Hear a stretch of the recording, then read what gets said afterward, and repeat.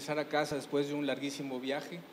He hecho esto en muchos lados y curiosamente nunca lo había hecho aquí en Campeche. Entonces, la Universidad Autónoma de Campeche, que además en los años mozos fue un lugar a donde veníamos a hablar de literatura y a discutir literatura, y en algún momento los primeros libros de la biblioteca de humanidades, ¿no? Enriquecer los primeros acervos. Y bueno, estar aquí es muy importante por eso para mí y porque siempre es una buena oportunidad compartir lo que tiene que ver con los libros mayas. El punto de vista de lo que les voy a mostrar es estrictamente literario. Me tomo la licencia para interpretar ciertos símbolos y el trabajo está enfocado más que nada a la promoción de la lectura y al acercamiento a las tradiciones y a los acervos de nuestros pueblos originarios, que además son también nuestros acervos, porque aunque lo hayamos olvidado, todos tenemos nuestra sangre de Mesoamérica. Y creo que es muy importante despertarlo. En estos tiempos como los que vivimos, creo que lo que nos mantiene unidos y en el entendimiento de la paz y de que más allá de cualquier problema que haya, debe haber entendimiento, es esa raíz que luego, aunque conscientemente no la tengamos, nos recuerda quiénes somos y nos permite como que avanzar. Yo les quiero hacer un viaje. Este es un viaje que va a ser a través de los símbolos, va a ser un viaje disperso porque en una hora y algo no hay manera de que puedan ver todo. Pero lo que me interesa mucho es que podamos relacionar un libro que es el Popol Vuh, que es un libro misterioso, que es un libro complejo de leer, lleno de vericuetos que a un lector común, me refiero al lector que llega y dice quiero leer el libro, le es difícil. Porque tienes que entrar al libro, tienes que explorarlo de muchas maneras y pues por lo regular eso es algo que pues el lector común no va a hacer, ¿no? Lo digo porque yo empecé con esto como un lector común que llegó a hacer un trabajo para niños de teatro infantil y terminé descubriendo que esto es algo que, bueno, llevo 20 años buscando todavía. Entonces, el viaje va a ser un viaje por Mesoamérica. Les voy a mostrar símbolos, les voy a mostrar iconografía, voy a hablar de los tiempos y los horizontes mesoamericanos. De pronto vamos a estar en el tiempo olmeca, luego nos vamos a ir al tiempo posclásico, luego vamos a regresar al clásico. ¿Cuál es la intención? Enfocarnos en los símbolos, en ver cómo hay ciertos símbolos que a lo largo del tiempo permanecen, a pesar de que son refuncionalizados en diferentes épocas. El símbolo, decía Calvino que en realidad no tiene un significado más que para el que lo ve.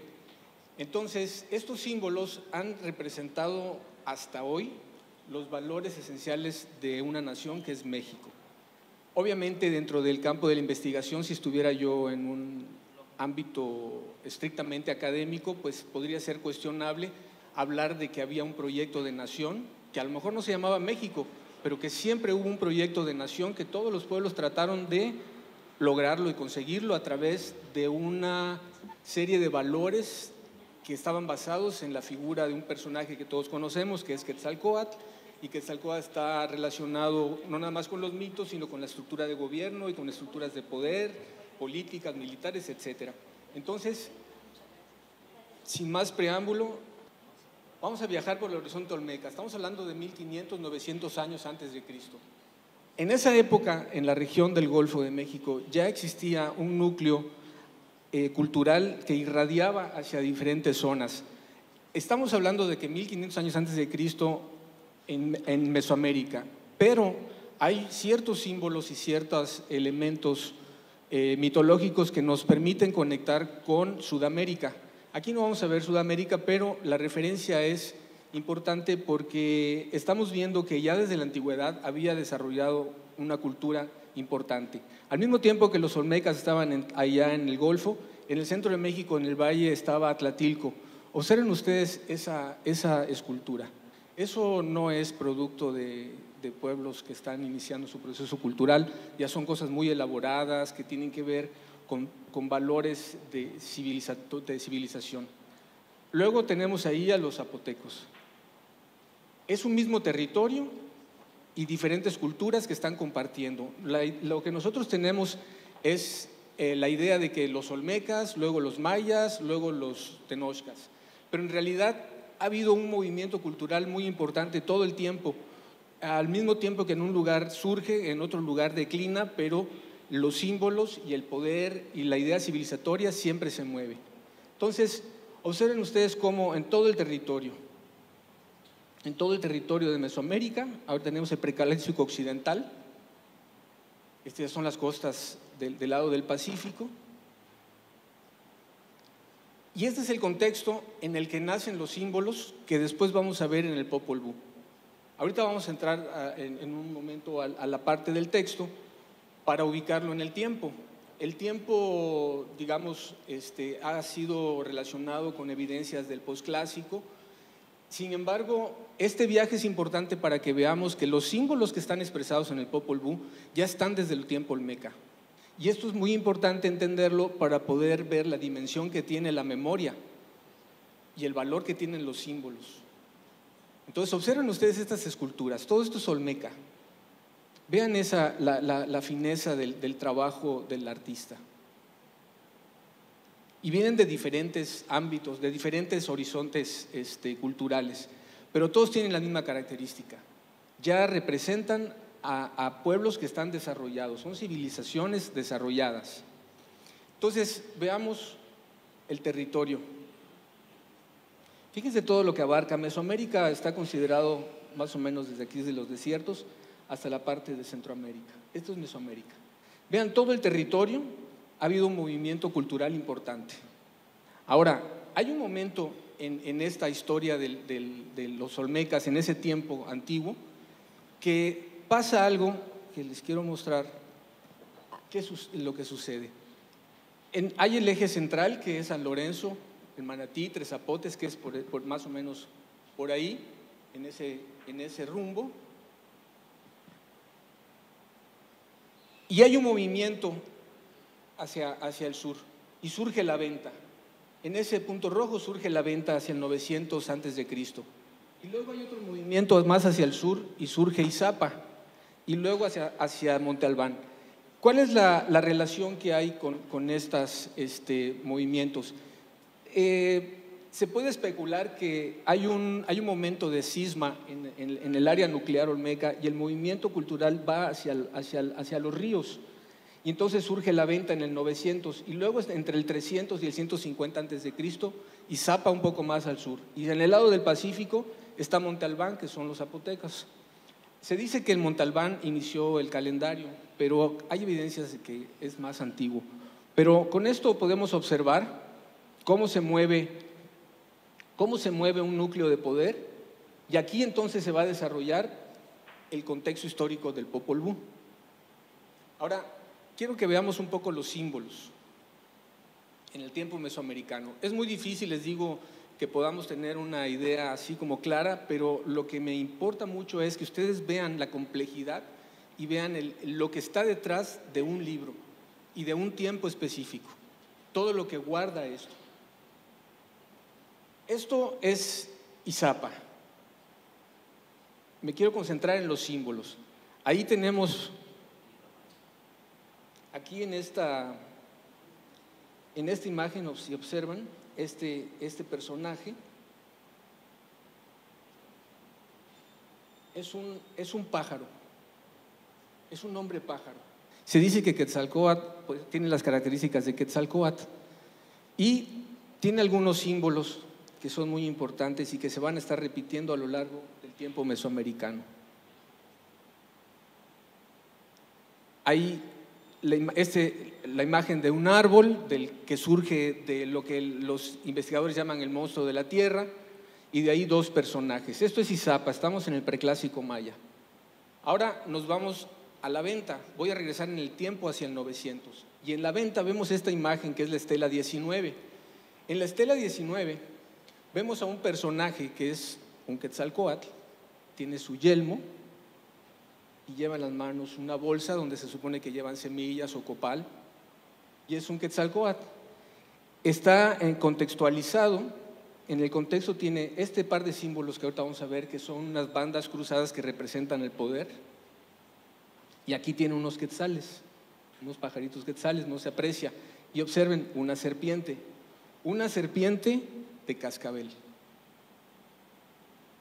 Quetzalcóatl, coatl, serpiente, Quetzalcóatl. Es esa figura que representa el poder, pero que también representa el poder político y el poder religioso, y representa los elementos del cielo y de la tierra en un solo elemento. Esto es el 900 antes de Cristo, época olmeca. Esto es muy importante porque ya está ahí configurado elementos que vamos a ver en el Popol Vuh. En el Popol Vuh hay un momento en el que cuando las tribus, ahorita vamos a entrar al relato, hay unas tribus que están esperando el amanecer y dicen: ¿dónde estarán nuestros hermanos? ¿Dónde estarán aquellos, los Yaquitepeu, que se quedaron allá, de donde nosotros venimos? En verdad ellos son nuestros hermanos, porque un mismo es nuestro Dios. Y dice: Yolcuatl, Quetzalcóatl. Yolcuatl, serpiente de cascabel, Quetzalcóatl. ¿Sí ven? El símbolo ya está expresado 900 años antes de Cristo. Obviamente, desde el punto de vista académico podría ser cuestionado lo que estoy diciendo, pero piensen en símbolos y en un sentido diacrónico, no sincrónico del tiempo, ¿no? Es decir, muévanse más allá del tiempo. Vamos a pensar en símbolos y qué nos dice un símbolo. Entonces ya vemos la figura de Quetzalcóatl en el 900 antes de Cristo. Ahora vamos a regresar a Izapa, que es 300, 150 antes de Cristo. En Izapa sigue existiendo este personaje, pero piensen ustedes que entre el 900 y el 300 hay 300 años, 600 años. ¿Cuánto es de ahorita nosotros hacia atrás 600 años? Tenemos memoria de eso. Entonces, ¿quiénes tenían esta memoria que podían llevar estos símbolos a lo largo de un territorio que iba cambiando de manos y de pueblos, pero la idea era la misma? Había un origen común, había una intención cultural que siempre trató de repetirse en todos los tiempos. Entonces nos vamos a ir acercando poco a poco al Popol Vuh. Fíjense, seguimos en el tiempo olmeca y esos son los jaguares olmecas. Observen ustedes, solo entréguense a la imagen. En el Popol Vuh nos dice que los 4 balames, que son los 4 señores que conducen a las tribus hacia el lugar donde van a sentarse, son 4 jaguares: Balam Quitze, Balam Acá, Balam y Macutá. Ahora observen, fíjense, esto es la venta también. Y fíjense, ahí hay una cruz, una banda cruzada, ahí hay un símbolo que después vamos a ver como el símbolo Ajau. Esta imagen que van a ver ahí es del preclásico occidental y lo otro es de la venta, 900, 700 antes de Cristo. Y en el pecho tiene el símbolo maya del Ajau. Ese símbolo Ajau pues es de los glifos del clásico maya. Entonces otra vez lo mismo, ¿no? Tenemos la imagen de un personaje que está entregando un bebé jaguar que tiene en su pecho, fíjense, un bebé jaguar. Siempre hay la referencia a la entrega de un bebé que se va a ser entregado en este caso al templo, y tiene las bandas cruzadas. Estas 2 bandas cruzadas que vamos a estar viendo a lo largo del tiempo relacionado con el poder.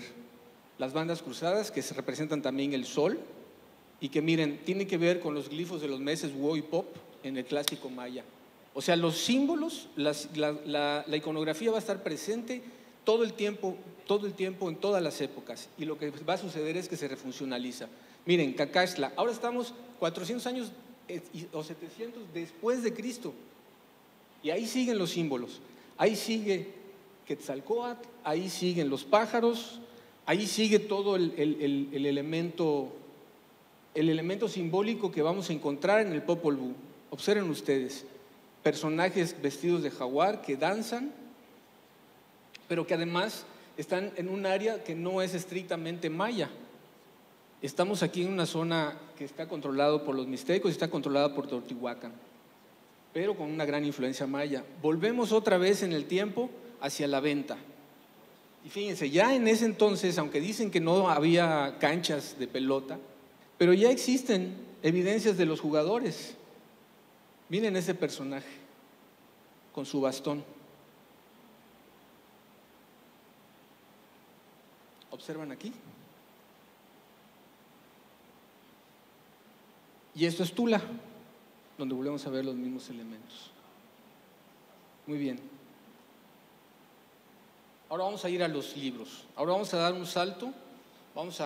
Quedémonos con estas imágenes en las que ya estamos como entrando a la cuestión de los símbolos, y vamos a los libros. Yo me voy a enfocar en el Popol Vuh. A mí me interesa compartir el Popol Vuh. Pero ¿por qué vamos a mencionar a los otros libros mayas?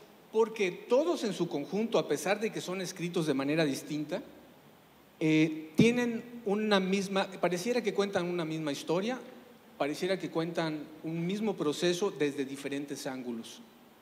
Entonces, en el lado maya quiché vamos a tener el Popol Vuh, los títulos de Totonicapán y los anales de los Xail.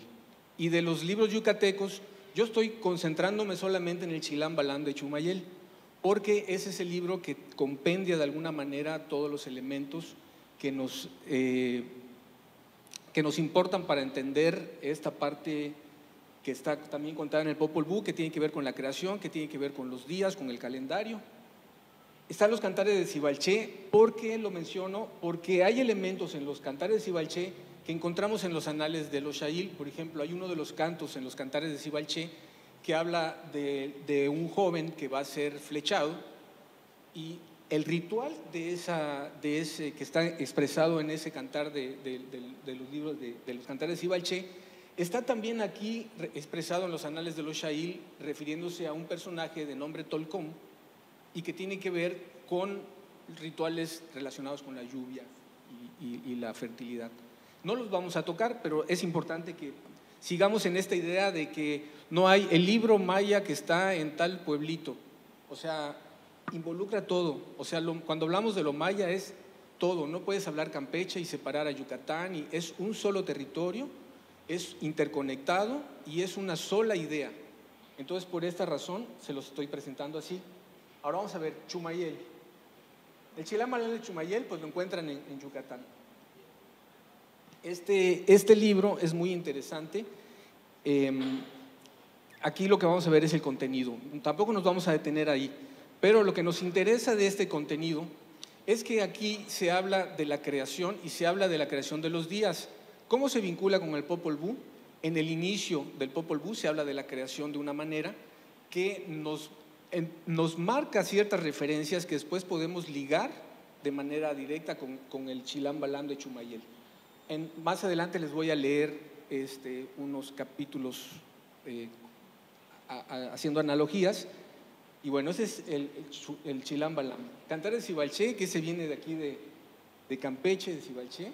En realidad se llama el libro de danzas de los hombres antiguos, que era la costumbre hacer aquí en los pueblos cuando no llegaban los blancos. Ese es el título original. Y bueno, los cantares de Xibalché se le dio a la colección que hizo el primer traductor al español, Alfredo Barrera Vázquez. Aquí hay una serie de poemas y cosas autorales, o sea, de la persona que escribe, pero está mezclado con ceremonias y con ciertos rituales. Luego tenemos en la zona, que es en la zona de Guatemala, tenemos el Popol Vuh, los anales de los Xail, los títulos de Totonicapán, y menciono el Rabinal Ashib, que es la única pieza de teatro que tenemos prehispánica, y lo menciono porque es importante, su contenido nos permite también, primero referenciado a los otros libros en términos de los contextos culturales y simbólicos, y segundo porque es la única pieza completa de esa característica. Entonces, este es el contexto. Ahora, el título de Totonicapán. Me voy a ir muy rápido, nada más para contextualizarlos. El título de Totonicapán se escribe por una cuestión de tierras. Entonces, se escribe por un asunto de tierras, y este abad Bracieux de Bourbourg, que es alguien que es importante en términos de que estuvo explorando mucho en la región, hace una traducción. Este libro confirma muchas cosas que están en el Popol Vuh y también confronta cosas que están en el Popol Vuh, cómo están expresadas en el Popol Vuh. Luego tenemos los anales de los cachiqueles, que también se conoce como el Memorial de Sololá, y los anales de los Xail. Ahora, este es más ligado al Popol Vuh porque parece que es escrito por uno de los pueblos que va con las migraciones que van comandando los 4 balames, los 4 señores de los que se habla en el Popol Vuh. Y cuando vemos la historia desde su punto de vista, comenzamos a ver que en realidad lo que está expresado en el Popol Vuh no nada más es un rollo como ahora la New Age nos plantea, ¿no? Que todo bien bonito y los mayas son… Es muy abstracto hablar de los mayas así como unos señores súper desarrollados y con una conciencia cósmica, porque cuando vemos las evidencias, lo que vemos es un montón de guerra, es un montón de poder, luchas internas, una serie de cosas que vemos reflejadas en el Popol Vuh. Y cuando vemos estos libros que están alrededor del Popol Vuh, vemos que la versión del Popol Vuh es como la versión de los ganadores. Los libros tienen la finalidad también de reafirmar y confirmar los linajes y dónde está el poder. Aquí en el trabajo del Popol Vuh, pues bueno, hay sufre todo un proceso ese libro, desde que se encuentra hasta que el padre Jiménez, que era el trabajo de Jiménez, lo hizo cuando él era cura allá en Chichicastenango. Él hace una traducción al español y a partir de esa traducción es que se ha investigado todo. Hay muchas versiones del Popol Vuh. La que más se conoce pues es la de Adrián Recinos del Fondo de Cultura y la de Hermilo Abreu Gómez, que es para niños. Ese libro está hasta fuera de la jugada porque no sirve para estudiar, es para niños, ¿no? Es hermosamente literario, Abreu Gómez hace una recreación muy bonita, pero si tú quieres estudiar no sirve, ¿no? No puedes hacer nada con ese libro. Entonces pues lo dejamos fuera. Hay 2 libros importantes, 2 traducciones que son una de Adrián Inés Chávez y el otro de Luis Enrique Samcolop. Ellos 2 son maya hablantes, son de origen quiché y ellos entonces desde su cultura hacen una interpretación del Popol Vuh.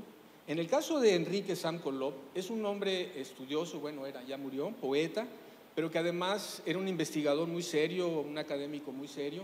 Entonces nos da una perspectiva muy amplia del libro que trasciende lo que por lo regular vemos en los estantes de las bibliotecas y las librerías. Ahora vamos a ir directamente al relato y ahorita vamos a empezar a tejer con los otros libros. La estructura en términos generales está así. Hay una creación primordial, hay una historia de un personaje que se llama Bukub Kakish y que sucede en un tiempo que es posterior a un diluvio. Luego viene una historia de los señores Apu, que van a ser los padres de los protagonistas del mito. Y luego viene la historia de Ixquic, que es una princesa de un lugar que se llama Xibalbá y que es hija de un señor que gobierna en Xibalbá y que está relacionado con la muerte. Todo lo que ella va a hacer para llegar a un árbol que adivina y que habla, y cómo queda preñada y sube a la tierra y pare a los que van a ser los héroes míticos. Y después viene entonces la historia de Hunapush Balanqué, que son los hijos de esta señora. Y en esa historia se divide en 3 partes. Una que es su infancia, una serie de cosas que suceden con sus medios hermanos, que ahorita vamos a hablar de eso con más detalle. Y luego lo que ellos hacen cuando no saben quiénes son, se comportan como unos patanes, engañan a la abuela, no trabajan, son unos patanes. Hasta que empiezan a descubrir quiénes son. Cuando empiezan a descubrir quiénes son, cambian su actitud y es que toman conciencia y se convierten en estos héroes que van a traer otra vez el equilibrio y la armonía a la tierra. ¿Mediante qué? Mediante el trabajo de bajar a la oscuridad para ahí combatir a la oscuridad y subir convertidos en sol y en luna. Esta es la historia general. Ahora vámonos a la creación primordial. La creación en el Popol Vuh es interesante porque plantea 2 tipos de creación. Hay una creación que es filosófica, teológica, en el sentido de que es el clásico, era la nada y en la nada ahí estaban y en la claridad de la palabra dio inicio a la creación. Esta es una forma de creación en la que se empiezan a nombrar las cosas. Es una creación pues del trabajo del intelecto. y de la relación de los sentidos con el mundo. Creamos el mundo a través de nuestra mirada, de nuestros sentidos, y le damos forma con la palabra. Y hay otra creación que es la de la humanidad, está inscrita dentro de esta que les hablo. Pero hay una en específico que dice: entonces los dioses se juntaron y estando ahí en la oscuridad, entre el verdor y el limo, ya eran sabios y entendidos y vestían de plumas y estaban esperando el amanecer. Y dice: y con la llegada del venido del infinito, con Junracán, el venido del infinito, en medio de la palabra, dio inicio a la creación. E inmediatamente dice: y extendieron las cuerdas de medir, y midieron las esquinas del universo, y midieron los costados del mundo. Esa medición es una medición de la tierra, es una medición donde quienes iban en los caminos iban creando los límites, las fronteras, delimitando, y es también una creación en la que se genera el mundo. En la creación en esta creación, cuando marcas las esquinas, son la referencia solar, la esquina máxima donde se pone en invierno, la esquina máxima donde se pone en primavera, y hay un paso cenital, hay un paso equinoccial, y entonces empezamos a tener una configuración que es el cuadrado y el círculo. Ese cuadrado y el círculo, además de ser conceptos que están relacionados con las matemáticas, están relacionados con procesos de abstracción del ser humano, y lo vamos a ver entonces reflejado en las ciudades, en todo el desarrollo cultural. Aquí lo que estamos viendo son los elementos que existen en el Popol Vuh y que están reflejados en códices. Lo mismo, no nos vamos a detener, nada más que vayamos saliendo de esa idea de que el Popol Vuh es un libro que está por ahí en un estante, sino es el eco de algo muy grande, muy complejo y muy profundo que vale la pena explorarlo, ¿no? Después de que se da la creación y se hacen a los hombres, hay varios intentos. Eso es algo muy importante también. La creación en el Popol Vuh está basada en el oráculo, está basada en lo que dicen un par de abuelas que son Ixpillacoc y Xmucané, de cómo ha de ser la creación. Entonces la creación es algo que nunca termina. Dicen los abuelos mayas, dicen: una generación de 10,000 millones de mujeres de 30 años es una creación, 8 millones de niños de 6 años es otra creación, 20 millones de personas de 40 años es otra creación. O sea, la creación siempre está en proceso, nunca se acaba. Es una idea de ciclos que son eternos.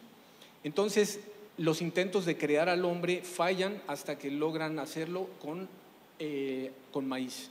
Entonces generan lo que es el hombre de maíz, y de ahí pasan a hablar de la historia de Bukub-Kakish. Ya están los hombres creados. Se supone que Bukub-Kakish es un personaje que en el texto nos hace ver que hay una creación previa a este momento de la creación que está hablando el Popol Vuh, y en esa creación previa, en ese momento, de la creación, es posterior a un diluvio o algo que destruyó un mundo que no se conoce, y que en ese momento conviven este personaje que es Bukub-Kakish con los gemelos Hunapush Balanque, que son los protagonistas de la historia, que ahorita vamos a ir aclarándola. Este personaje se asume como el sol, como la luna, y que a través de él caminan las estrellas, y tiene 2 hijos que mueven la tierra uno, y bueno, son los soberbios, le llaman. Entonces, las historias que se cuentan es cómo los gemelos van a combatirlo y lo van a vencer. Esa es la historia de Bukub-Kakish, así en resumidas cuentas. En la iconografía lo vemos en Izapa, por ejemplo. Observen esta imagen. En esta imagen hay un momento en el que cuando Bukub-Kakish y los gemelos se enfrentan, a uno de los gemelos le quitan el brazo Bukub-Kakish y se lo lleva. Y en vemos a un personaje que no tiene un brazo, que está mirando hacia arriba, y hay un ave que está relacionada con Bukub-Kakish y tiene un brazo aquí, ¿no? Entonces, ¿quién sabe si realmente sea la historia del Popol Vuh? Pero es una referencia a un momento astronómico que está relacionado con el Popol Vuh.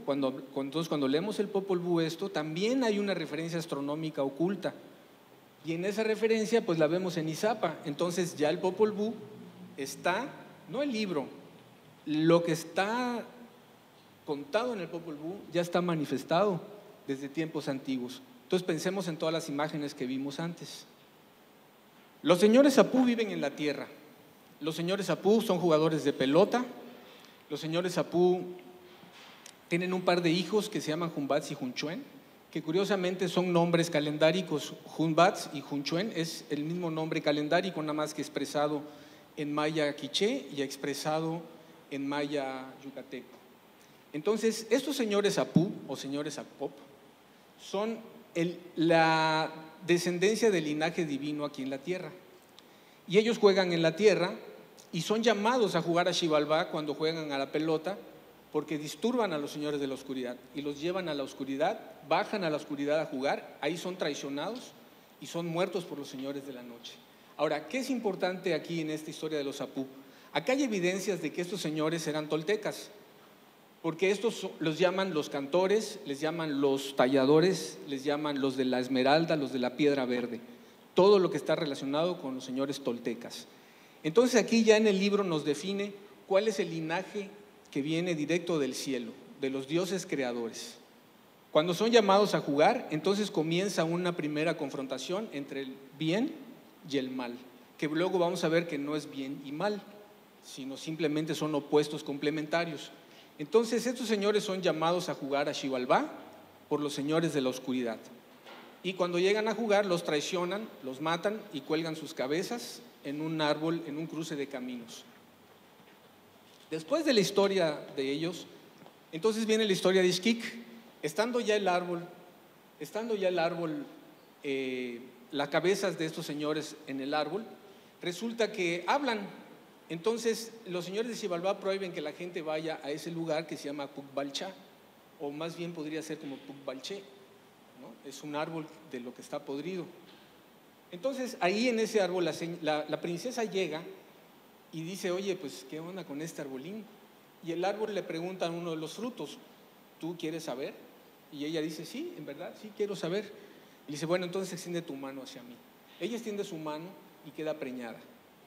Y los señores de Apú le dicen, fíjense, esto es muy importante, dicen, en verdad el rostro que se ve no es lo que son los señores. Esta calavera que ven, esta calavera que ves, no es el rostro de los señores. Porque en verdad que el rostro de los señores no se pierde, sino se transmite a los hijos que se engendran. El linaje no se pierde, la condición de sabios, de cantores, no se pierde, se hereda a los hijos que se engendran. Y le dice, lo que llevas en tu vientre es bueno, anda, ve y sube a la tierra que habrás de vivir, le dicen las cabezas a la princesa. ¿Quién es la princesa? La princesa es hija de Juncamé. Juncamé es el señor que rige en el inframundo.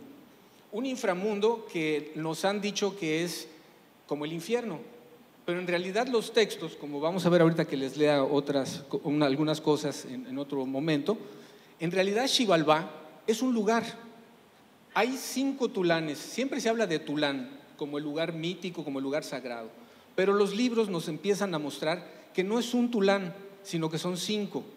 Y en uno de esos lugares es el tulán Xibalbay, que es donde está el personaje que mueve todo el poder dentro del libro y que está representado por su dios, que es Tojil. Y Tojil, curiosamente, es un personaje de Xibalbá. Fíjense, este Tojil, que ahorita lo vamos a ver, ese Tojil es un dios que guía a los pueblos para recibir el poder. Pero ese dios no es un dios de la luz, es un dios relacionado con el fuego viejo. Entonces, este dios del fuego, que es Tojil, que es una especie de Quetzalcóatl, viene de Xibalbá.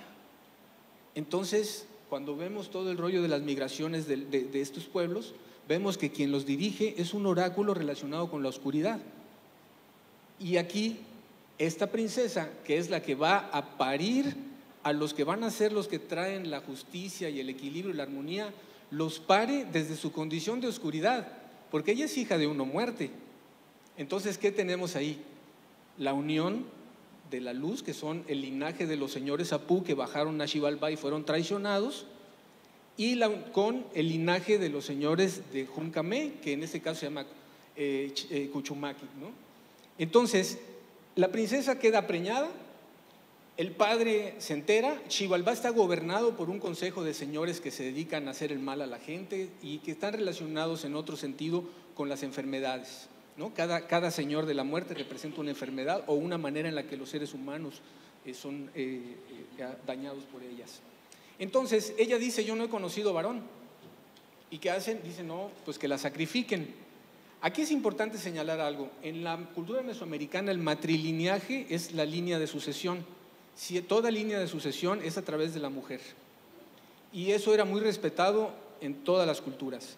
Cuando aquí ella queda preñada por el linaje de los Apú, cambia la historia de Xibalbá, porque siendo ella la hija del mero mero, tendría que haberse ligado con algún linaje relacionado con esa estructura de poder. Cuando ella queda preñada por los Apú, se rompe esa línea de continuidad del poder en Xibalbá. Entonces, ¿qué van a hacer los señores? La mandan a matar y la envían con los tucures. ¿Quiénes son los tucures? Los tucures son los búhos, son los Akpop Akshis.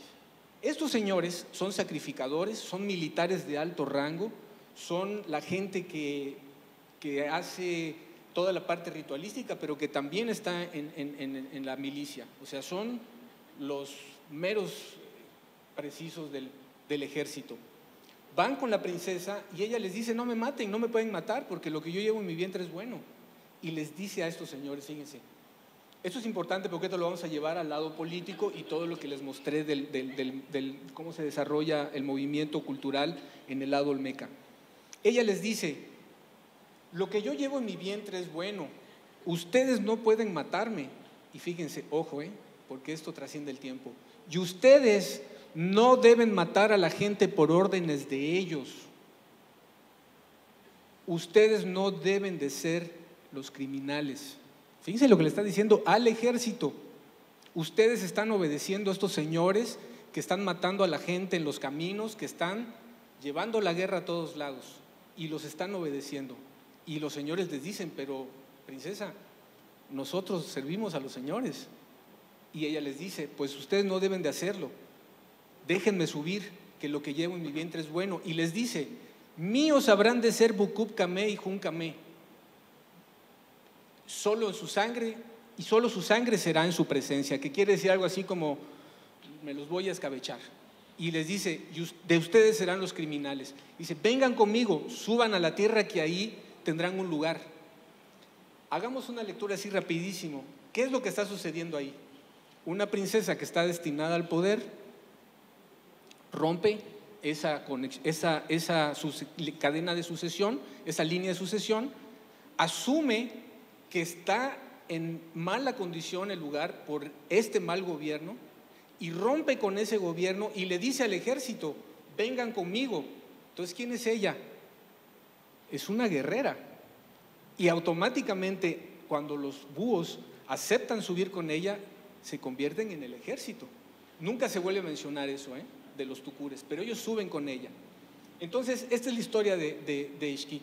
Cuando sube a la tierra, la abuela, que es la mamá de los Apú y que es la abuela de los primeros hijos de los señores Apú, que son estos muchachos toltecas, que son los monos, les dice, tú no eres mi nuera, no te reconozco. Entonces él dice, no, pero es que yo vengo de allá, La cosa es que ella le dice, te voy a hacer una prueba, tráeme una red de mazorcas de la milpa. Ella llega a la milpa y no hay mazorcas, y ahí entonces hace un rito. Y entonces invoca a las deidades de la tierra y con unos pelos de maíz los va colocando en la red. Cuando levanta la red está llena de mazorcas. Entonces llega con la abuela y le dice, abuela, mire, aquí está. Y entonces ella dice, sí eres mi nuera, sí eres mi hija, y es recibida. Fíjense qué fue la prueba, la magia, ¿no? La magia. Entonces ella también es maga. Ella es guerrera y ella es una princesa. Entonces estamos viendo también la configuración de un valor humano. Fíjense, este es un árbol que aparece en Palenque. Hay dos cabezas. está basado, acá hay un cruce de caminos. Esto es mixteco, lo mismo, dos personajes. Es diferente el discurso iconográfico, pero los elementos se repiten. Un árbol, dos personajes que tienen que ver con el árbol surgiendo de la muerte. Esto es mixteco. Lo otro era del clásico maya. Hay una diferencia de muchísimos años. Este es un códice y el otro es una... Este es posclásico, códice Dresde. Lo mismo, un árbol basado en un personaje que es como un monstruo del cual surge el árbol, pero aquí ya cambió completamente la iconografía. Aquí sale de un sacrificado. Esto ya es maya yucateco. Vean los diferentes árboles. Preclásico, Izapa, los mismos elementos, como un monstruo, lo que le llama Linda Schiller, el monstruo de la tierra. Aquí también, aquí la muerte. Y aquí tiene sus garritas, o sea, es el mismo personaje, expresado de manera diferente. Y dicen cosas diferentes, pero los elementos de la iconografía son los mismos. Lo que va a cambiar es la lectura del acomodo de símbolos. ¿Vamos bien hasta aquí? Ahora nos vamos a la siguiente parte del relato. Una vez que Ixquic ya subió, entonces nos cuentan la historia de los gemelos. Los gemelos pasan su infancia con muchas penurias, se habla de ellos, cómo se refieren en otros textos que vienen del centro de México a los toltecas. De los toltecas se dice que ellos no tenían ropas para vestir, que eran pobres, pero que eran entendidos y andaban por los caminos. Esos toltecas llevaban el conocimiento. Y estos muchachos parece que así comienza si vemos la simbología de su infancia, así comienzan con penurias, no los quieren, tienen que estar aislados. Y sus hermanos, los monos, no los quieren dañar. Pero fíjense que hay algo bien interesante, a un nivel infantil podemos contar la historia, ¿no? Entonces había unos hermanos que querían hacer daño a sus otros hermanos y los convirtieron en monos, porque los convierten en monos. Pero aquí en los hechos, los monitos estos, Junbats y Junchuen, son los que por el lado paterno, del lado del cielo, son los herederos del Power, porque son los hijos de los señores Apú, son los nietos de la abuela Ispillacoc Ixmucané. Entonces, ¿quiénes son los monitos? Los que van a heredar el poder. Y resulta que llegan unos tipos que vienen de la ciudad que es la enemiga, y ahora resulta que la mamá con los hijos menores es la que se va a quedar con el Power. ¿No les suena conocido eso? ¿Sí ven? Es lo que está contado en el Popol Vuh, ¿eh? Entonces nos hace reflexionar de qué se está hablando en este libro y quiénes son estas personas, qué representan, qué valores representan. Entonces, del lado de Xibalbá es la línea matrilineal y del lado de la luz es una línea patrilineal, pareciera, porque eso nos reflejan estas situaciones. Entonces, en la infancia ellos pues son unos patanes, como les decía, tratan mal a sus otros hermanos en venganza, hasta que un día ellos en la milpa iban y no trabajaban sino con artes mágicas, hacían cosas que luego quedaban desbaratadas y no se explicaban por qué, hasta que se dan cuenta que son los animales que cuando ellos se iban, después de haber engañado a la abuela de que trabajaban en la milpa, todos los animales llegaban Yaglinche, Yaglincam, que quiere decir que se paren los árboles, que se paren los bejucos y toda la maleza volvía a subir. Ahí el texto en realidad nos está hablando de los procesos de la luna. Entonces, si tú chapeas en el tiempo equivocado, en 3 días ya está otra vez arriba.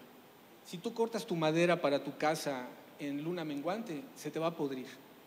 O sea, hay muchas cosas que tienen que ver con el conocimiento de los ciclos de la luna y de los conocimientos del ciclo del sol. Y aquí también detrás, cuando rascamos, están expresados esos momentos. Entonces, bueno, ellos se ocultan y en una noche ven lo que está sucediendo y atrapan a un ratón. Y le obligan a que el ratón les diga qué está pasando y quién fue el que hizo y lo torturan. Y de hecho por eso dicen que el ratón, su cola está así pelada, porque se la metieron al fuego. Y trae los ojos saltones, porque cuando lo trataron así de ahorcar, se quedaron así. Esa es la versión para niños. Entonces, el ratón les dice, fíjense, les dice: no me maten, no me hagan daño, yo les voy a decir quiénes son. Si no me hacen daño, yo les voy a decir quiénes son ustedes. Dice, ¿cómo que quiénes somos? A ver, ¿qué? Y le dice, miren, allá en el techo de la casa están sus instrumentos, están sus instrumentos de juego, porque ustedes, y entonces el ratón les dice quiénes son, y ellos toman conciencia de quiénes son, y comienza un cambio. Fíjense aquí otro valor. La abuela no quería que los muchachos tuvieran relación con el juego de pelota, porque el juego de pelota representaba, pues eso, la muerte y la guerra. Y guarda los instrumentos y los cuelga al centro de la casa. Cuando los señores Apú, voy a regresar a los Apú, cuando ellos se van, le dicen a los monitos, ustedes solo quédense a cuidar a la abuela, cuiden el fuego, toquen los atabales, hagan música y olvídense de lo demás. Esa es la consigna que dejan los señores, es decir, ustedes hagan arte, cuiden la tradición. El fuego representa la tradición y representa el conocimiento y el saber. Eso se lo dice a los monitos. Entonces, cuando los gemelos toman conciencia, visten los trajes del juego de pelota y comienzan a jugar, porque eso es lo que son. Pero la responsabilidad de tener esos trajes es mayor, porque cuando te invistes con los trajes, ya estás adquiriendo responsabilidades de otra índole. Entonces ellos ya están jugando a la pelota y son llamados otra vez por los señores de Xibalbá. Ellos van a bajar a jugar y van a pasar lo mismo que los padres, nada más que ellos ya saben qué onda. Cuando bajan a jugar, pasan por unas casas de castigo, los señores los tratan de manipular, y la cosa es que juegan a la pelota, los matan, los incineran y los echan a un río.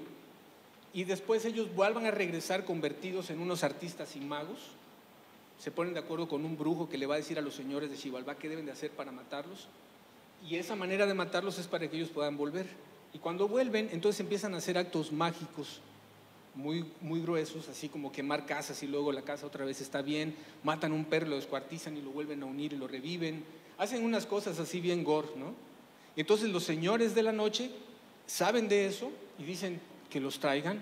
A ver, nosotros también queremos ver.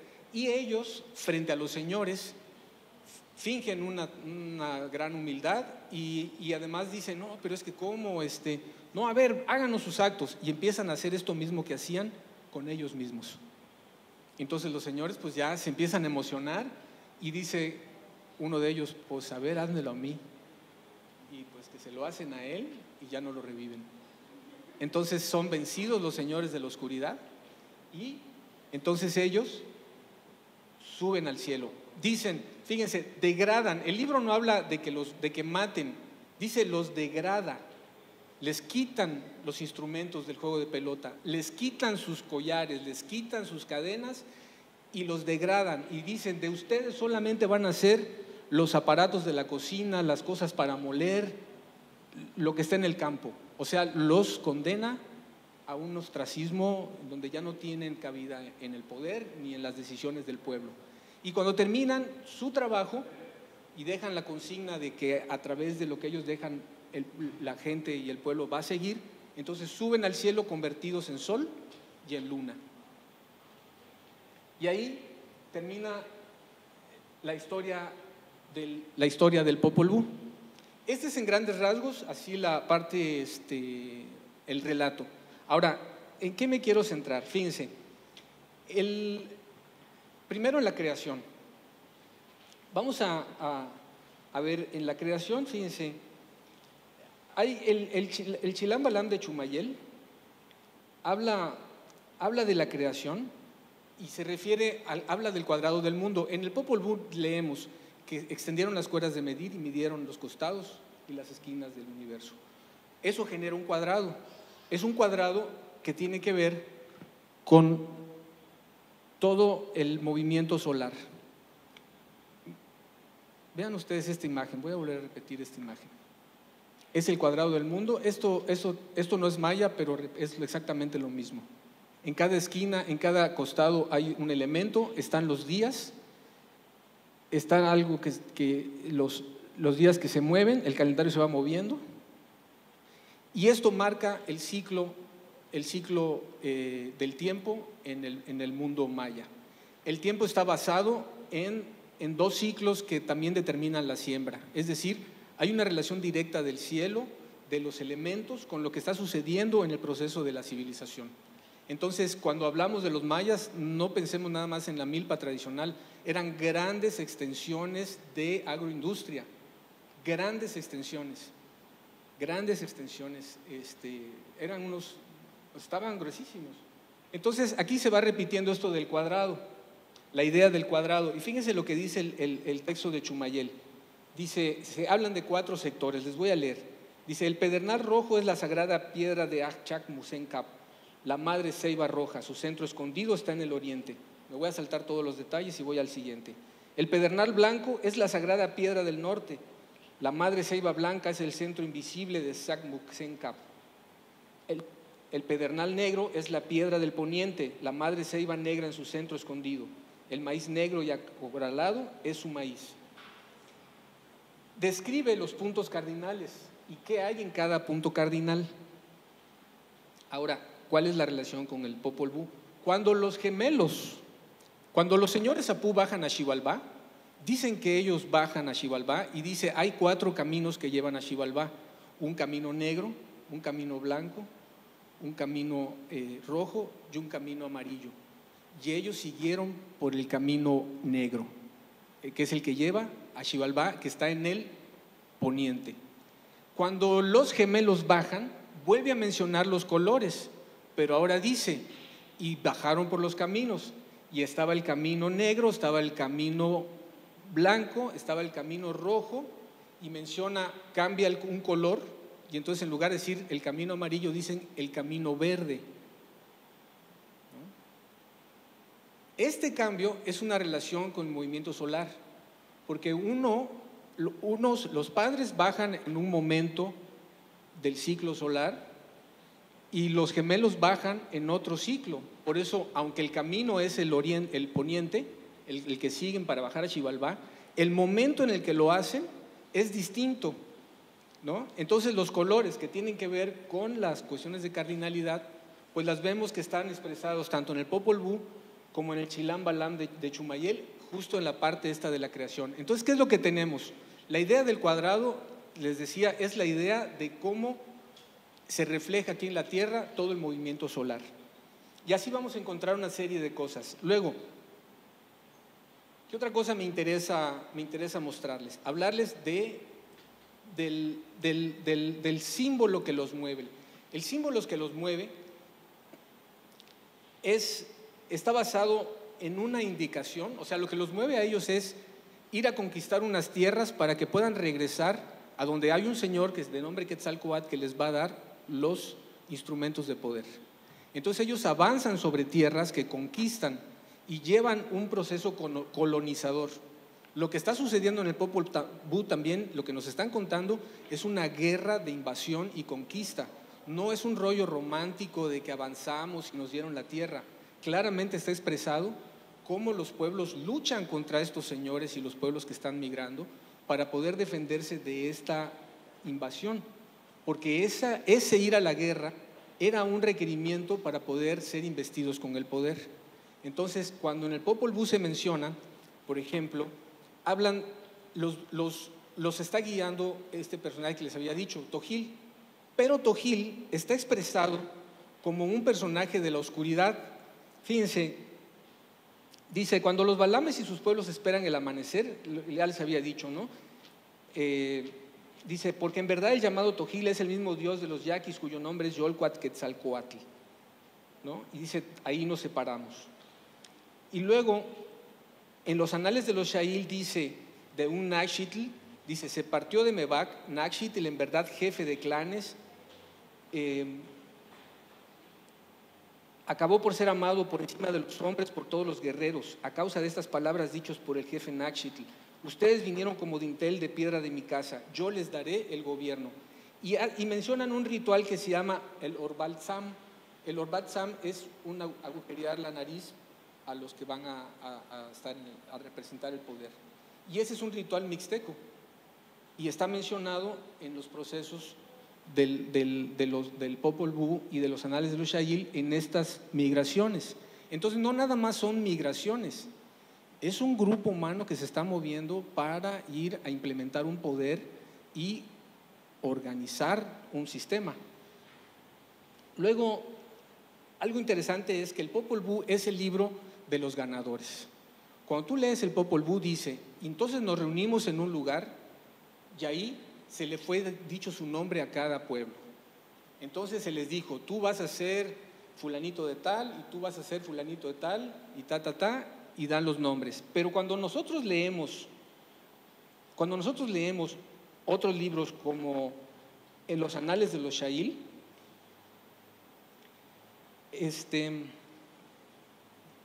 cuando nosotros leemos los anales de los Shayil, vemos que lo que se dice es que los nombres no fueron dados por alguien en específico, sino dice, llegamos a un lugar de las casas elevadas y ahí entonces cada quien dijo cómo se iba a llamar.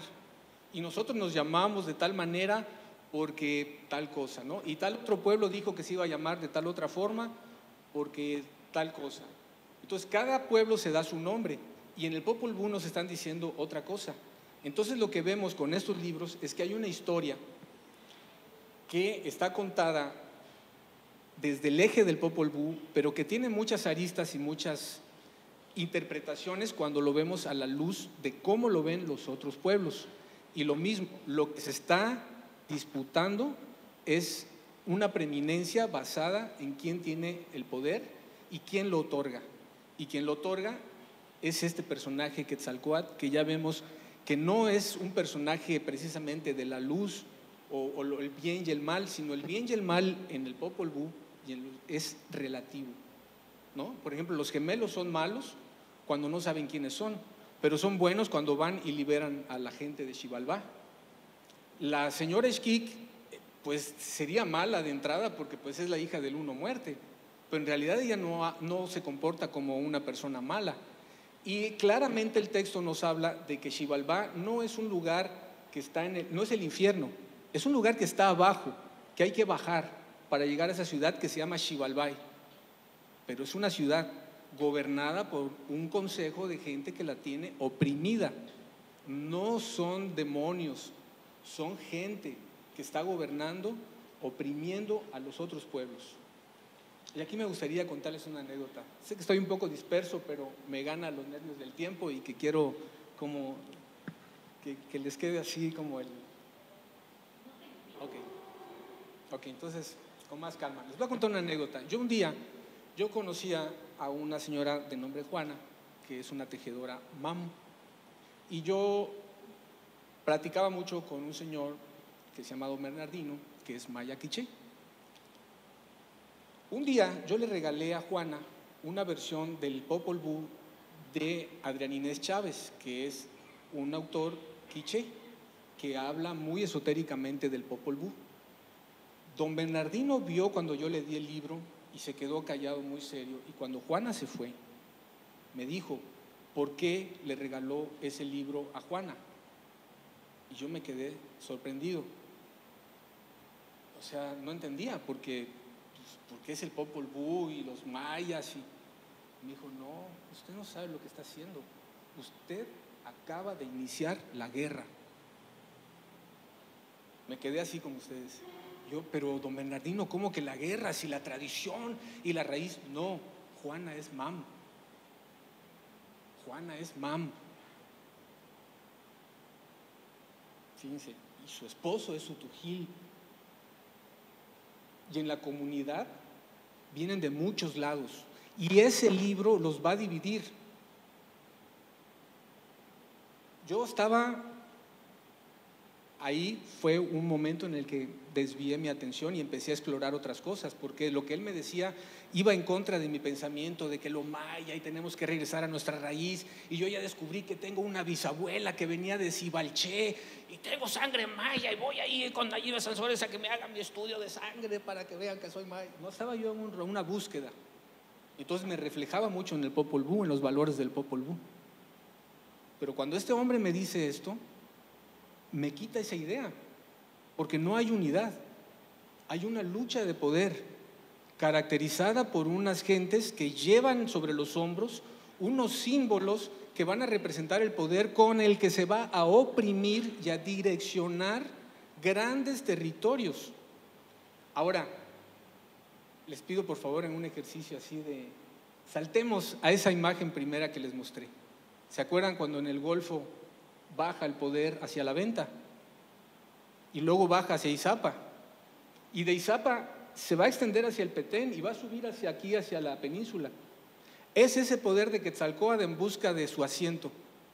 Y es un poder que no le importa matar ni pasar por encima de pueblos, ¿eh? O sea, esa idea de que Quetzalcóatl, vamos a las pirámides y le rezamos a Quetzalcóatl, no tiene nada que ver con el verdadero sentido de este Quetzalcóatl y de estos símbolos.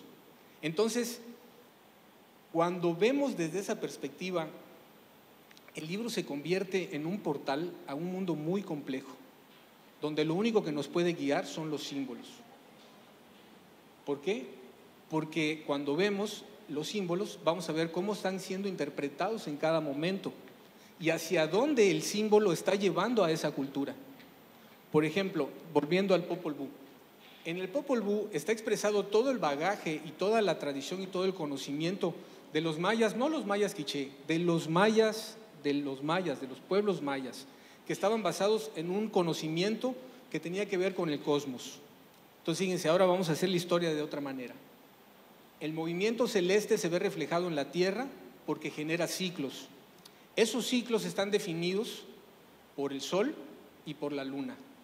Esos ciclos generan un calendario que tiene una duración que está relacionada con fenómenos que están pasando allá arriba y que por lo tanto, si tú quieres sembrar, por ejemplo, ahora en la actualidad que vivimos, pues ya perdimos todo, ya realmente yo pienso que ya nos perdimos, pero si tú quieres sembrar, esperas la lluvia, ya sabes qué día cae. Por ejemplo, el 3 de mayo es el inicio de la siembra.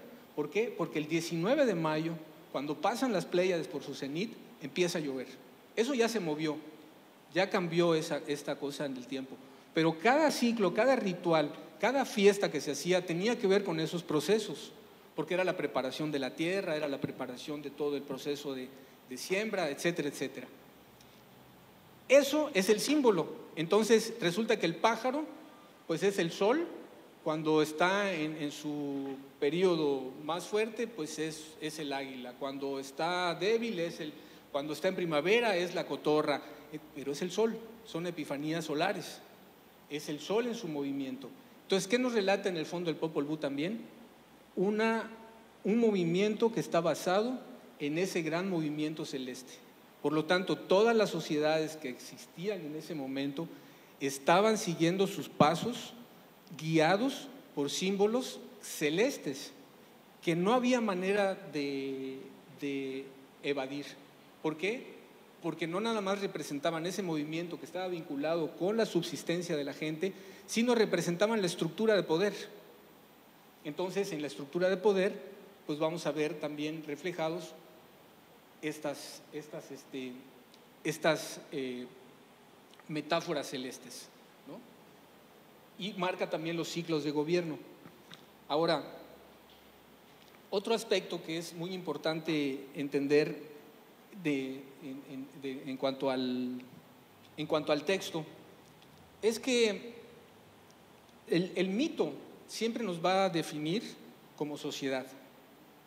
Esto que voy a decir lo voy a decir con mucho respeto, ¿eh? No es polemizar. Nosotros somos campechanos y ahora, bueno, ya hace algunos años que se introdujo una forma de educar en la historia de Campeche. Esa forma de educar es una visión ideológica, no necesariamente es la verdad histórica, es ideológica. ¿A qué fines sirve? A generar un núcleo alrededor del cual todos nosotros que convivimos en este lugar vamos a ir hacia un mismo objetivo. Tenemos objetivos comunes, compartimos una historia, nos podemos ligar a la historia de los liberales. Si revisamos la historia, vemos que Campeche ha tenido una participación muy importante en los procesos de México en la historia, y entonces nos da un sentido. Y entonces tu ser campechano está basado en esos símbolos que te están enseñando. Cada vez que tú vas al parque y ves la estatua del aguador, cuando bailan la guaranducha, esos son los símbolos con los que va a operar tu campechanía. Pero tú también puedes elegir decir, esos no son mis símbolos, porque ese aguador, por ejemplo, puede alguien decir, mi bisabuelo era el aguador, era el que tenía los aljibes aquí en Belén y tenía 11 mulas. ¿Y saben qué? A mi abuelo lo golpeaban y lo lastimaban, y cuando iba a vender agua era oprimido. Entonces ese aguador a mí no me representa, porque representa el dolor de mi familia. Entonces, ¿qué pasó con el símbolo? Ya no me funciona. ¿Sí ven a lo que quiero llegar? Entonces tú tienes que abrazarlo, el símbolo. ¿Qué es lo que hacen estos señores cuando van en las migraciones en busca del poder? Ellos reciben unos dioses que van a llevar, que van a sentar en un lugar, y en nombre de esos dioses van a iniciar procesos de expansión y de civilización. Y esto es lo que nos está contando el libro. Ahora, ¿qué relación con el mito? Les voy a contar el mito teotihuacano. Fíjense, hay un mito teotihuacano expresado en los anales de Cuautitlán, que dice que habían dos dioses que estaban, o sea, que se iba a crear el sol. Y entonces hay dos dioses, uno que se llama Nanahuatzin y otro que se llama Tecusistecatl. Los dos tienen características diferentes. Uno sacrifica, se autosacrifica, ofrenda su dolor, y el otro solo hace puntas de coral, hilos de oro, o sea, es un artista, es un tolteca. Y el otro es más un sacrificador. Están los dos, y el primero que se va a aventar a la hoguera para que surja el sol es Tecusistecatl. Pero Tecusistecatl, cuando se va a tirar, duda 4 veces y retrocede. Y Nanahuatzin, sin pensarlo, llega, se tira a la hoguera y sale convertido en sol. En el momento en el que Nanahuatzin hace esto, Tecusistecatl se tira, pero entonces, ¿qué creen? Pues ya no hay, entonces sale convertido en luna. Ese mito teotihuacano, que durante quién sabe cuánto tiempo fue contado a niños en generaciones y generaciones, ¿qué estaba diciendo? El que es cobarde es como la luna, ¿ok?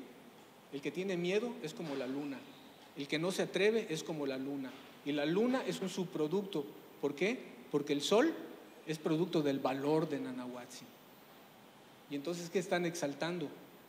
Una manera de actuar, una manera de ritualizar, una manera de pensar y de asumir la vida. ¿Sí están de acuerdo? Entonces, eso se fue transmitiendo así. Y de pronto tenemos entonces un pueblo que cambia la jugada y le dice a sus hijos, y entonces los gemelos, Hunahpu e Ixbalanque, que además es curioso porque Ixbalanque tiene una resonancia de mujer, porque el Ish solo se utiliza como artículo femenino para las mujeres. No puedes decir Islamesa o Islacilla, es para las mujeres. O también el Ish tiene otras connotaciones, pero básicamente ahí está como la resonancia en el Ixbalanque, ¿no? Entonces tenemos dos personajes que son iguales, que están en igualdad de condiciones, que restituyen el orden y la armonía del mundo, y suben los dos, convertido uno en sol y uno en luna, para gobernar desde el cielo. ¿Qué están transmitiendo? ¿Qué tipo de valor? Hay igualdad. El sol y la luna tienen el mismo valor, tienen sus espacios de dominancia, tienen sus influencias, pero están en igualdad de condiciones allá arriba. Entonces, ¿qué cambió? Lo que te quieren decir con el mito, para formar una sociedad que pueda servir a los fines y los intereses de ese poder supremo e inasible, que ya ni siquiera es un personaje, ¿no? Es como pasa ahora. Tenemos problemas sociales muy graves y queremos señalar un culpable que no existe. Son estructuras muy grandes, muy complejas, ¿no? Entonces, ¿cómo analizas eso? Pues solo a través de cómo están operando los símbolos, qué nos están tratando de decir, hacia dónde nos están conduciendo. Entonces, el Popol Vuh, junto con los otros libros mayas, tienen una unidad que está basada en los símbolos, y en la diversidad es la manera en la que se enfocan en relación a esos símbolos. Por ejemplo, en los anales de los Xayil también se habla de que los quiché, los señores Cabé, que son estos señores que en la segunda parte del libro, que no vamos a mencionar, hablan de los procesos expansivos de expansión de la civilización. Estos 4 señores Balames son perseguidos, están enfrentando a las otras tribus, las están matando en los caminos, las secuestran y las desmembran, riegan la sangre en los caminos para generar el terror. ¿Les suena conocido? Para generar el terror, ¿para qué? Para imponer un nuevo orden. Y hay otras tribus, como la de los Shailes, que están en contra de eso. Y entonces van y tratan de combatir ese poder que les quieren imponer. Entonces, ahí es donde vemos las diferencias, ¿no?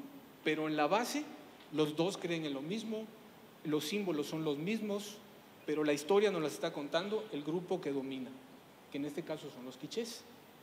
Ya tenemos estos valores simbólicos que vemos reflejados tanto en la escultura, en los códices, en todos los horizontes y en todos los procesos. En el caso del Popol Vuh, pues sirve como la base argumental y justificatoria de este grupo para decir: nosotros somos los del poder, y esta es la historia que contamos desde nuestro linaje. Nada más que, fíjense ustedes que hay algo interesante. Voy a regresar a la figura de Quetzalcóatl. Cuando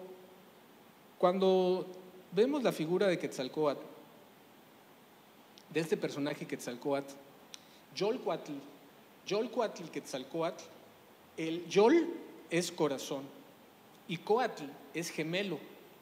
Les decían gemelos, Coatl es gemelo en náhuatl. Entonces, si tú dices Yolcuatl, Quetzalcóatl, estás hablando, sería algo así como corazón gemelo, ¿no? O sea, 2 corazones. Y resulta que esta figura de la serpiente, la diosa primordial, Coatlicue, es una mujer que lleva una falda de serpientes y que está ligada a ese nombre, porque tiene 4 manos y 2 corazones.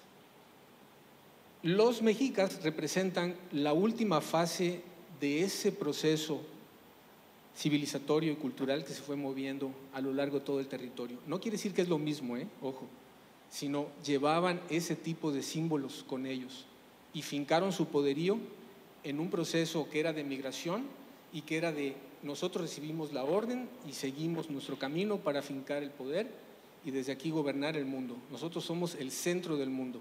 Y cuando los mexicas hablaban del centro del mundo, hablaban del Atulán del centro, desde donde todo se domina.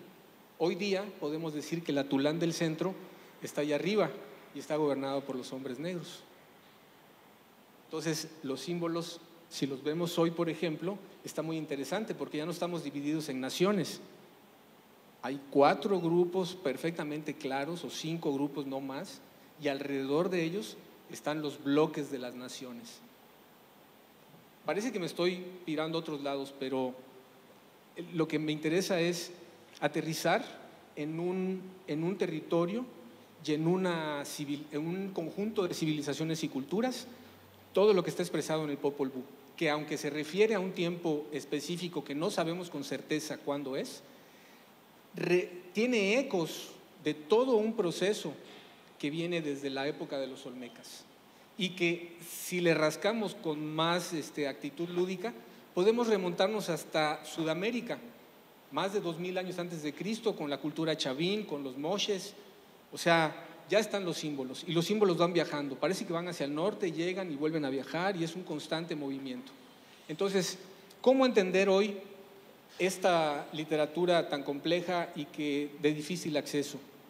Pues yo creo que desde el valor del símbolo, ¿no? Cuando le di el título a Verónica y me mandó Iván y lo vi, dije: ay, ya me metí en un problema. ¿Cómo? ¿No? Entonces dije: pues lo que voy a hacer es, los voy a llevar de viaje.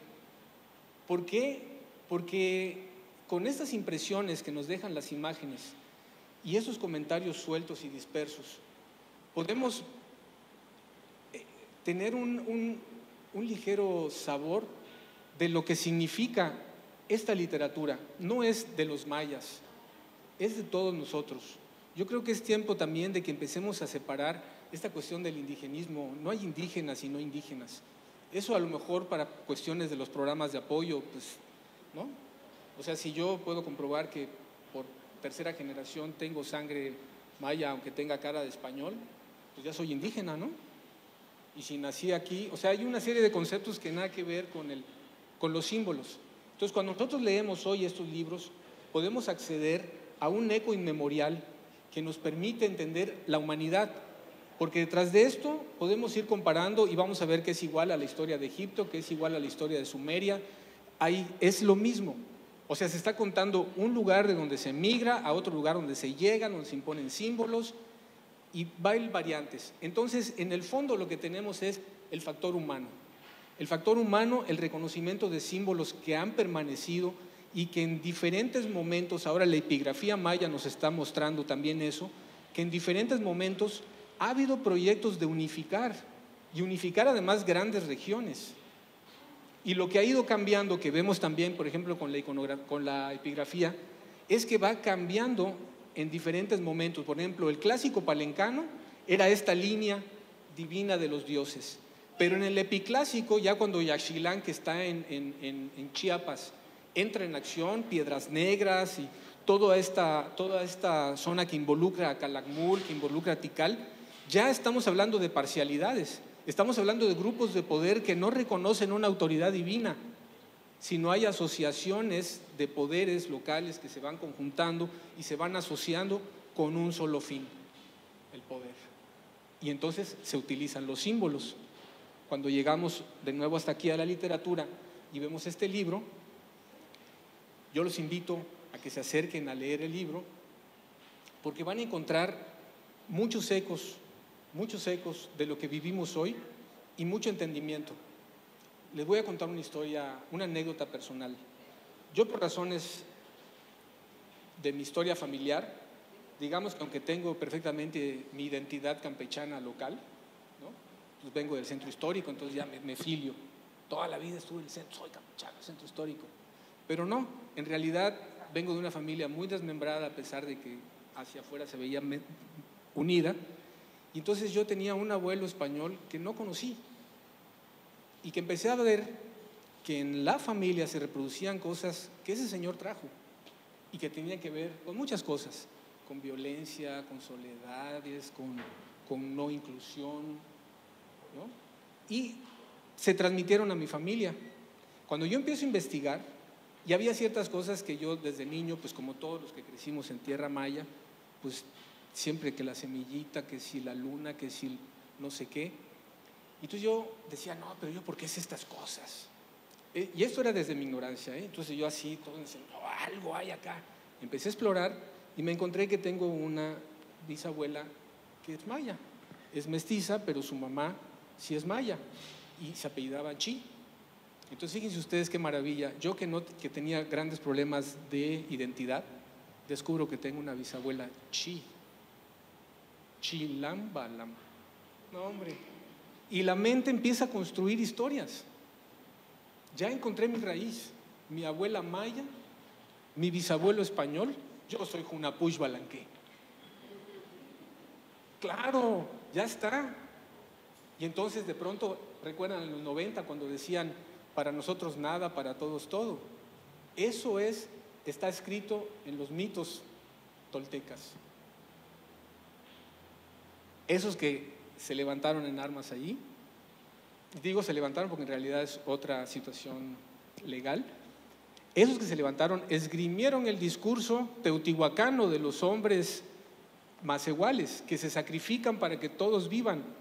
¿Y qué característica tenía ese movimiento? Que le habló a las izquierdas, a las derechas, a los ricos, a los pobres, y todo el mundo quería ser zapatista, la neta. Hasta los que estaban dentro de todos, o sea, hasta los más acérrimos enemigos. Yo viajé, hice una gira por Chiapas en esa época para tocando, y hasta los militares decían, mis respetos. Son esos, pero mis respetos. O sea, había una actitud diferente a otros grupos. Pero ¿qué es lo que tocó? El símbolo. Entonces, vuelvo a mi anécdota personal, porque cuando yo me sentí Xbalanque, empecé a comportarme como Xbalanque. Y me llevó a unas cosas terribles, oscuras, terribles, que hasta la fecha me siguen llevando a rumbos que no me gustan, pero que uno no los ve porque el símbolo actúa y hay que desmantelarlo. Entonces, cuando tú agarras el libro, tú empiezas a tener una relación de otra naturaleza con lo que estás leyendo. Y ahí te vas a encontrar. Yo después encontré que, ahora sí que gracias a la divinidad, me encontré con don Bernardino que me dijo, sí, usted ya llegó, ya, usted es maya, ya está. Pero el árbol no es la raíz. El árbol son las hojas, es el tronco, son las ramas. Aquí, en la raíz, solo hay oscuridad. Así me dijo, anda y vaya y vuelva de donde vino y hable. Estaba yo aquí en Campeche en los 90. Me tuve que ir de Campeche y desde entonces lo que he hecho es hablar del Popol Vuh y de esto que les estoy compartiendo. ¿Por qué les cuento esta historia personal? Porque a mí me gustaría que cuando tengan tiempo se acerquen a este libro y lo traten de ver desde este pequeñito asomo que les di. Sé que no es mucho, pero las imágenes, el tiempo, piensen en el tiempo, en miles de años, cómo un símbolo puede permanecer tanto tiempo.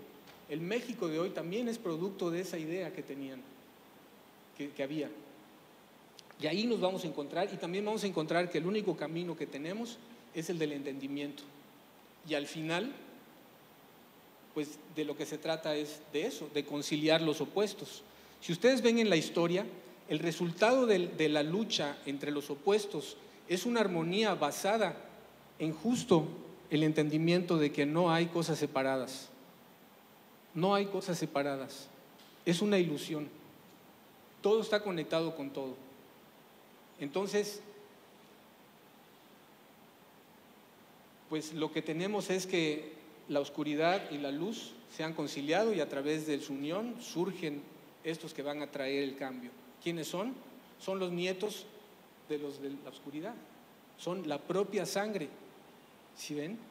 Cuando Xquic les dice, y solo su sangre estará en su presencia, ya está vaticinando esa llegada a Xibalbá de sus hijos para acabar con ese territorio de oscuridad que está basado en una interpretación de los símbolos, que son los símbolos del Quetzalcóatl, porque también hay dos tipos de Quetzalcóatl en el Popol Vuh, uno que pide sacrificios humanos y uno que no pide más que cosas vivas, pájaros, venaditos, miel. Entonces hay dos maneras de ver y esas dos maneras de ver pueden perfectamente conciliarse. Entonces, pues llenos de dudas y cambiándole todo como lo tenía preparado, yo creo que me gustaría saber qué piensan, comentarios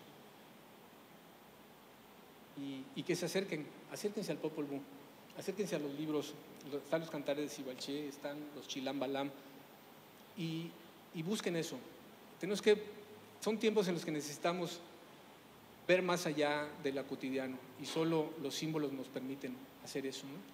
Cuando nos encontramos desde los símbolos vemos que no hay guerra realmente, ni hay separación, solo ideas que nos conducen a esos territorios, ¿no? ¿Preguntas? ¿Dudas?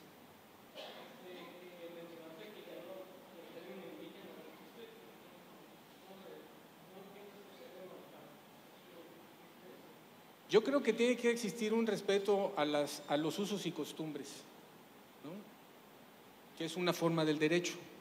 En el derecho hay uno que es el derecho consuetudinario, que tiene que ver con los usos y costumbres, pero el que tú respetes el uso y costumbre no tiene que ver con un rollo racial ni con un rollo étnico, es un rollo cultural. Entonces necesitamos trasladar nuestros esquemas, nuestros paradigmas de lo que somos como sociedad y cómo nos componemos en nuestra diversidad. Entonces, cuando tú dices indígena, por ejemplo, ahorita, oficialmente hay una serie de presupuestos para los indígenas. Entonces, si yo vivo en Jopelchen y soy blanquito, ya no tengo derecho ni acceso a algo, pero resulta que soy blanquito porque, oye, mi mamá, pero toda mi tradición es maya y nada más mi papá que llegó del norte vino y entonces ya no soy indígena. Hay un concepto. Ese concepto sirve para fines, en el caso del gobierno, para ¿quiénes son indígenas? Entonces a estos sí les damos este y este tipo de acceso, este y este tipo de cosas, ¿no? Pero en realidad entre nosotros, ¿quién es indígena y quién no? Somos ciudadanos. Entonces, por ejemplo, los abuelos guatemaltecos, cuando tú vas y trabajas con ellos, yo no he ido a Guatemala, ¿no? Pero he trabajado con ellos, y tú llegas y de donde vengas, te vistes, te pones tus ornamentaciones, tu rollo ritual, y ahí eres. Y te quitas eso después y eres un ciudadano. De pronto tú puedes ver un abuelo que es un superentendido y un super sabio, y tú te lo imaginas que está en la montaña, en una casita maya, danzando el Ixpuy. Y no, es un arquitecto que vive en Tegucigalpa, en El Salvador, y tú lo ves y promueve cosas internacionales y está en la UNESCO. ¿Y dónde está lo indígena?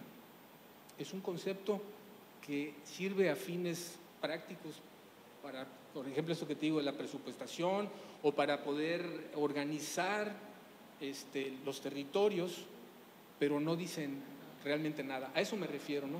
Claro, también es un tema muy profundo que habría que discutirlo desde muchos puntos de vista, legales y de otro tipo, ¿no? De jurisprudencia. Es un tema de identidad, ¿no?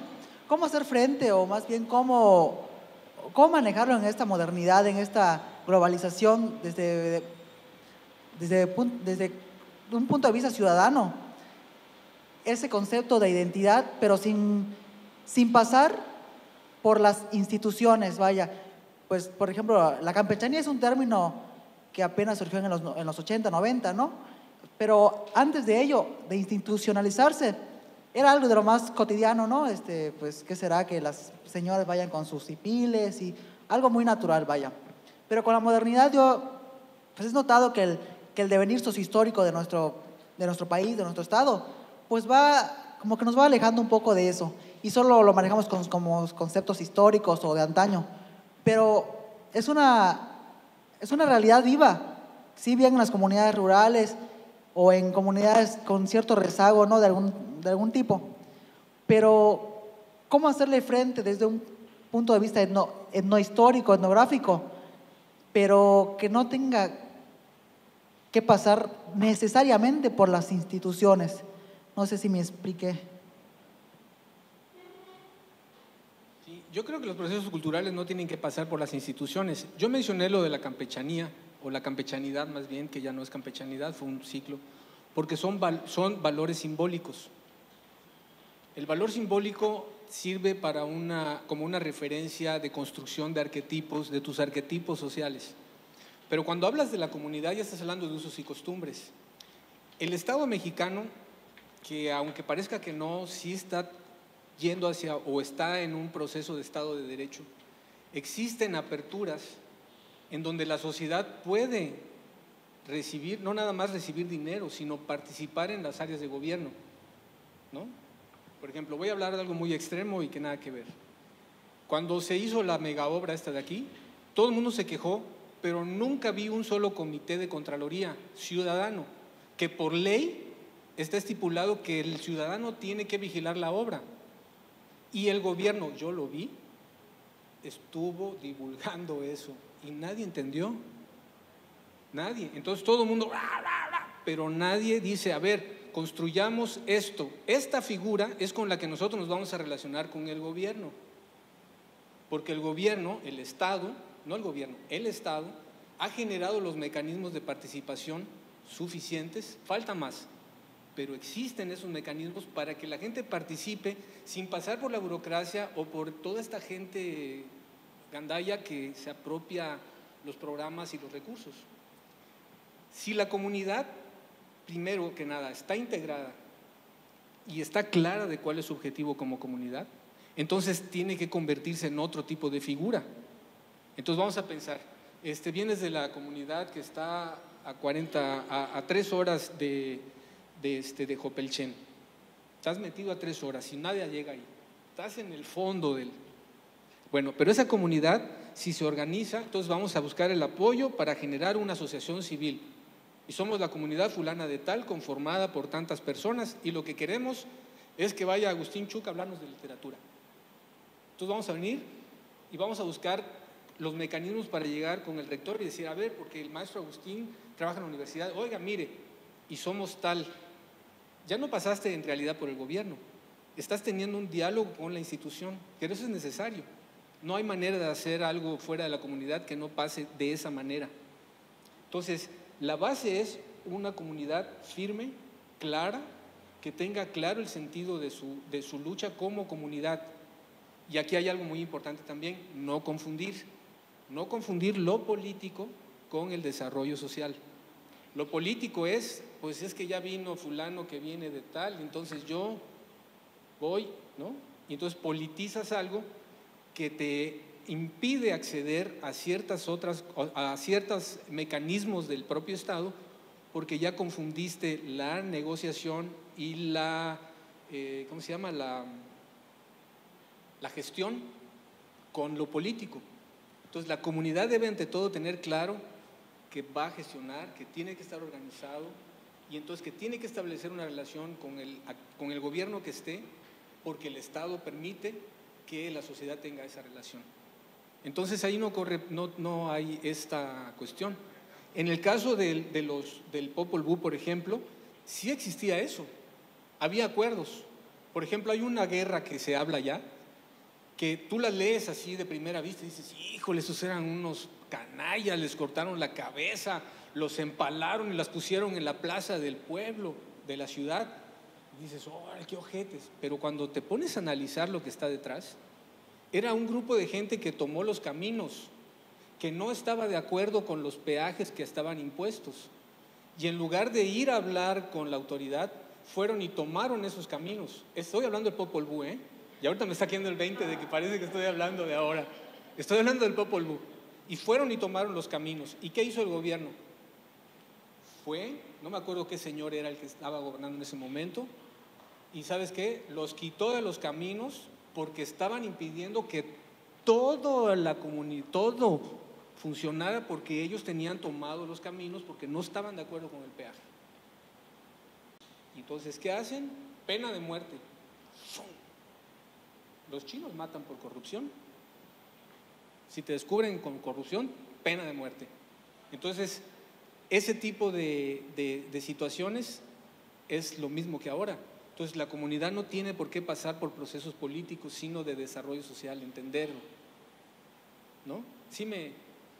Y la cultura, pues eso está, la cultura no es que sepas estrictamente que sepas leer y que hayas tenido muchos libros. Puedes haber leído 3 libros o menos en tu vida, pero ¿cuál es tu relación? Por ejemplo, tú ve a los abuelos milperos. Ellos son gente muy culta, muy sabia.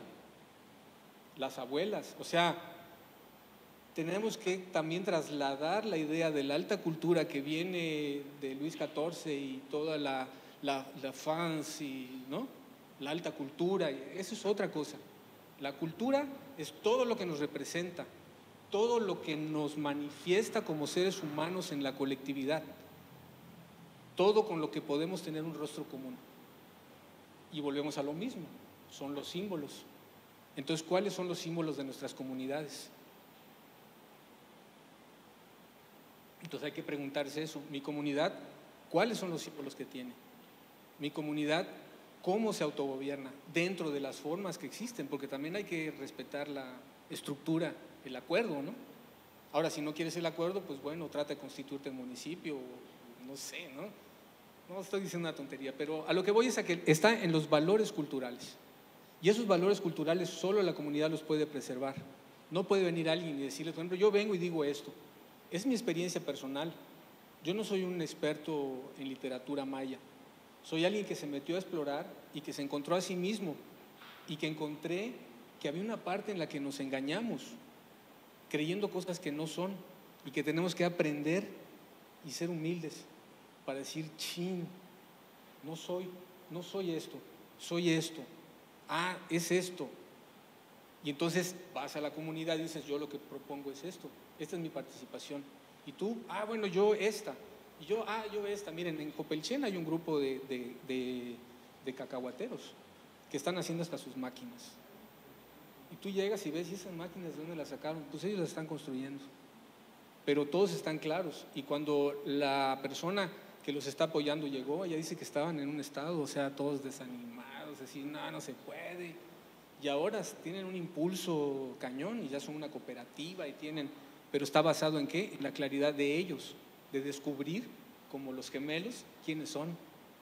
Entonces el poder está en nosotros, en la comunidad, ¿no? Y es como lo canalizas, ¿no? Entonces ahí es donde uno también decide si quieres la guerra o quieres la paz. Y en la guerra solamente se beneficia la oscuridad y nadie más.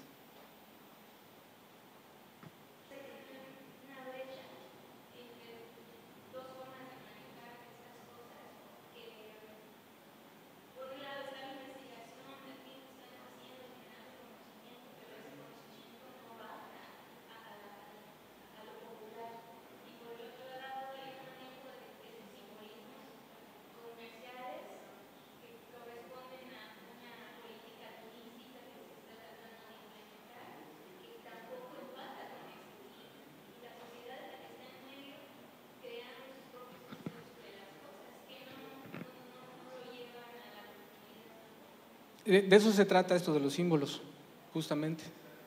Eso que dices es esto, es el uso de los símbolos.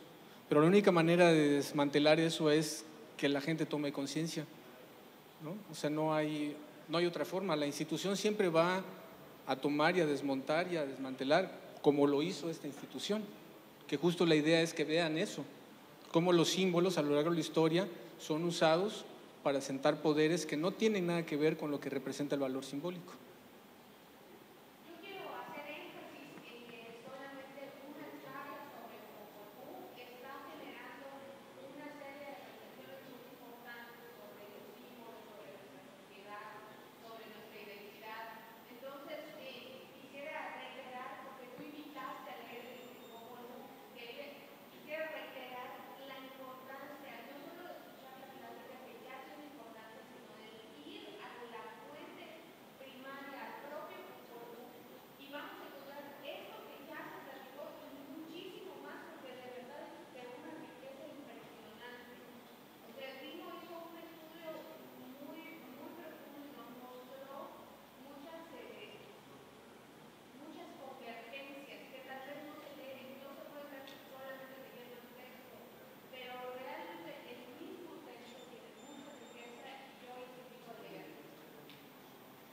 Muchas gracias.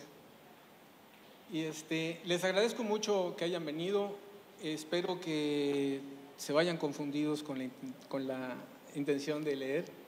Van a encontrar muchas cosas. Yo voy a poner, voy a dar todos estos materiales y todo lo que al final me ganó el nervio del tiempo y cuando descubrí que traía 800 cuartillas, incluyendo mis cuentos no leídos. Entonces voy a poner todo esto aquí a disposición de la universidad para que ustedes puedan acceder a los materiales que yo generé en esta búsqueda, ¿no? Entonces, pues cerraría concluyendo diciendo que nuestra raíz es más profunda de lo que creemos. Son tiempos en los que necesitamos volver a la raíz, pero no nada más en el sentido romántico, ¿no? Sino cuál es nuestra participación en la sociedad, cómo nos tenemos que hacer cargos de nosotros mismos y nosotros mismos frente al colectivo, porque todos y cada uno de nosotros tenemos algo que dar, aunque parezca que no, sobre todo porque es un mundo muy especializado.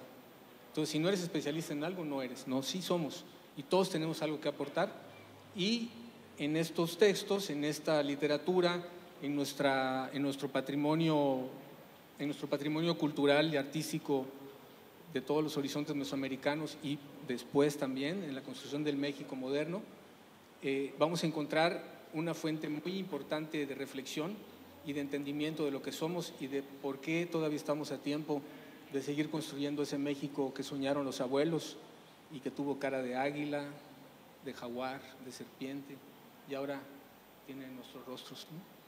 Entonces, pues muchas gracias.